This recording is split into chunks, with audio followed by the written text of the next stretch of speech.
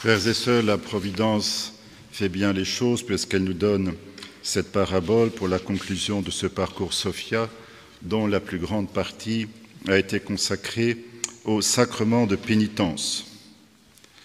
Cette parabole est souvent appelée parabole de l'enfant prodigue, encore qu'il serait plus juste de l'appeler parabole du Père et des deux Fils, ou peut-être même mieux encore la parabole du Père prodigue, parce que le plus prodigue de tous dans cette parabole, c'est le Père qui est prodigue de sa miséricorde.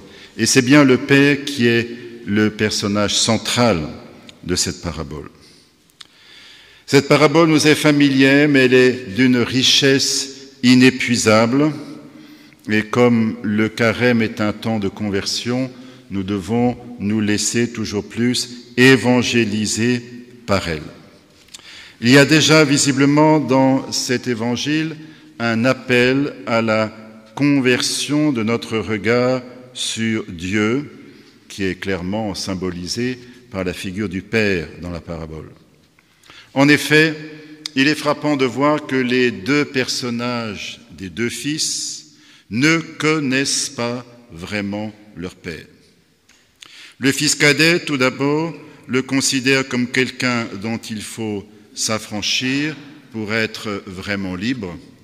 C'est comme une reprise du thème de la tentation dans le jardin d'Éden, où le serpent veut faire croire à nos premiers parents que Dieu a peur de leur liberté, Dieu veut les garder en esclavage et qu'il faut qu'ils se libèrent de lui pour accéder à la liberté véritable. Pour le fils cadet, on a l'impression que le seul intérêt du père, c'est l'héritage. Il demande par anticipation à toucher l'héritage, ce qui est presque symboliquement le meurtre du père. Normalement, l'héritage se partage essentiellement à la mort du père ou après la mort du père. Mais là, du vivant du père, donne-moi ma part d'héritage et je m'en vais aussitôt. Donc ce fils cadet ignore l'amour du père pour lui, il réduit son père à être simplement celui qui donne la part d'héritage. Le père n'a visiblement aucun autre intérêt à ses yeux. Et il nous arrive à nous aussi trop souvent d'imiter cette attitude. Nous ignorons trop souvent la merveilleuse sollicitude de Dieu à notre égard. Nous ne croyons pas suffisamment que Dieu veut notre bonheur et qu'il le veut bien plus que nous ne le voulons nous-mêmes. Nos rêves de bonheur sont bien peu de choses à côté de ce que Dieu veut nous donner. Et la parabole dessine un itinéraire de conversion spirituelle du fils cadet. Le fils cadet donc coupe la relation à l'égard de son père et cette coupure l'entraîne dans un éloignement de plus en plus profond, symbolisé par l'éloignement géographique. Il part dans un pays lointain. Et ce n'est que lorsqu'il atteint le bas fond de la misère qu'il rentre en lui-même. Cela arrive souvent, et les prêtres en sont souvent témoins, que parfois il est nécessaire que certaines personnes touchent le bas fond d'une misère spirituelle pour commencer à revenir vers Dieu. Et quelle déchéance pour le fils cadet, puisqu'il en vient à envier les porcs. Les porcs, ce sont pourtant des animaux impurs pour des juifs. Alors, il se trouve d'une certaine manière en dessous des porcs qui sont mieux traités que lui, puisqu'ils reçoivent à manger. Difficile de mieux symboliser l'extrême déchéance du fils cadet. Donc le fils cadet commence à rentrer en lui-même, mais son raisonnement est une bonne illustration d'un point que nous avons vu ce matin dans le parcours Sophia, la différence entre la contrition et l'attrition. La contrition, c'est la douleur d'avoir commis le péché comme offense de Dieu, c'est la détestation du péché et le ferme propos de ne pas recommencer. L'attrition, c'est une contrition imparfaite, c'est simplement « oui, je reconnais que j'ai mal agi ». Pas plus que cela. Dans les paroles du fils cadet, on ne voit pas encore de véritable conversion. La conversion, elle est en route, mais elle n'est pas encore à son terme. On ne voit pas qu'il regrette vraiment d'avoir offensé son père, de lui avoir fait de la peine. On a l'impression que le moteur principal du retour, c'est la famine. Mieux vaut être esclave dans la maison de mon père que d'être loin et de mourir de faim.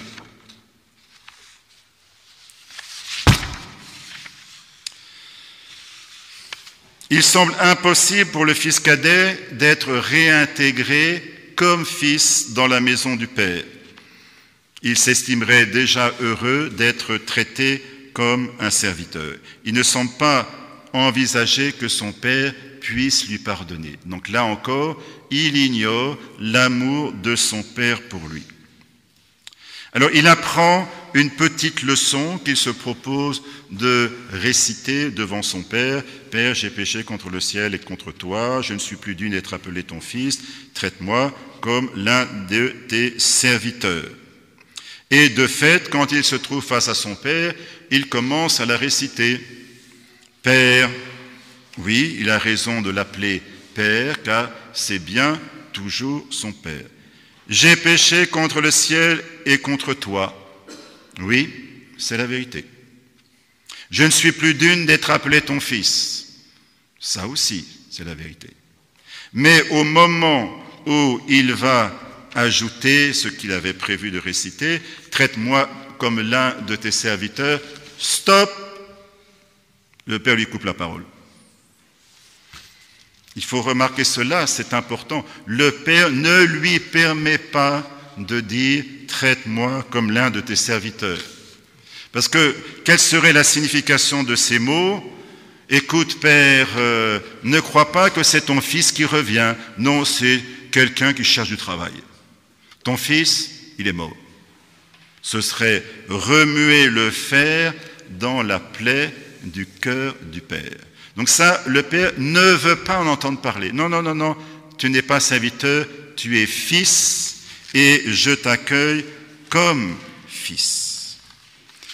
Tel est l'effet du pardon de Dieu qui nous rétablit dans notre dignité de fils. Et non seulement il nous rétablit, mais la parabole est explicite sur ce point. Le Père en rajoute d'une certaine manière, presque d'une manière qui nous semble excessive. Il organise un grand banquet. Mais là aussi, c'est très significatif. Cela nous dit quelque chose de la joie du Père lorsque ses enfants reviennent à lui. Amen, je vous le dis, il y a plus de joie dans le ciel, devant les anges de Dieu, pour un seul pécheur qui se convertit, plutôt que pour 99 justes qui persévèrent. En ce qui concerne le fils aîné, est-ce que nous ne devons pas reconnaître humblement une certaine connivence secrète avec lui ? Ne sommes-nous pas tentés de penser, mais après tout, il a bien raison, non ? Alors nous n'osons peut-être pas nous l'avouer publiquement, parce qu'après tout, le Père, oui, c'est une figure du Père éternel, donc il serait malséant de le critiquer, mais tout de même, quel père agirait ainsi à l'égard de son fils ? Le Père n'est-il pas ingrat à l'égard de son fils aîné ? Il y a tant d'années que je te sais, je n'ai jamais désobéi à l'un de tes commandements, et jamais tu ne m'as donné un chevreau pour festoyer avec mes amis. Alors, le Père est-il donc aveugle ? Ne se rend-il donc pas compte de tout ce que fait pour lui le fils aîné ?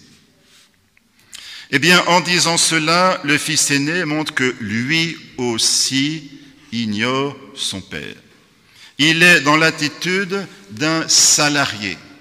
Je te sers et tu vas me donner un salaire, par exemple un chevreau pour festoyer avec mes amis. Il n'a pas compris qu'il était fils et que comme fils, il avait la liberté d'user des biens de son père. Alors c'est ce que le père essaye de lui faire comprendre. Mais toi, mon enfant, tu es toujours avec moi. Tout ce qui est à moi est à toi. Mais tu ne l'as pas encore compris.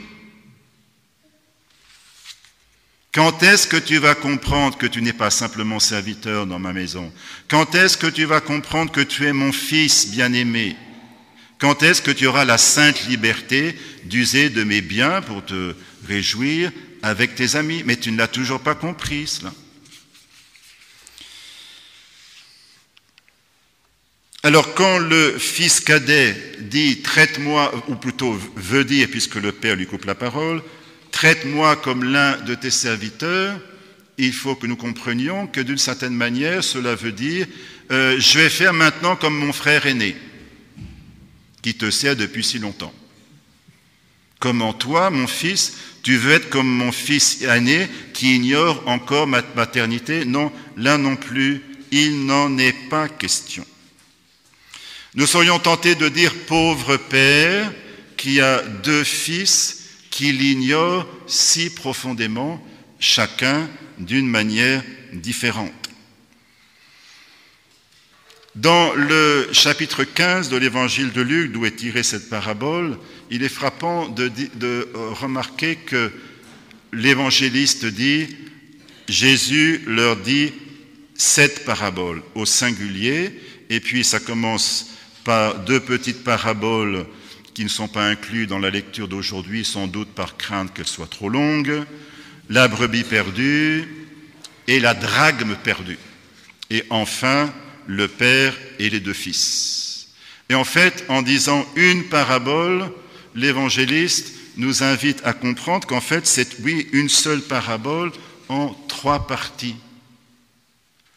La brebis perdue se perd en dehors de la bergerie.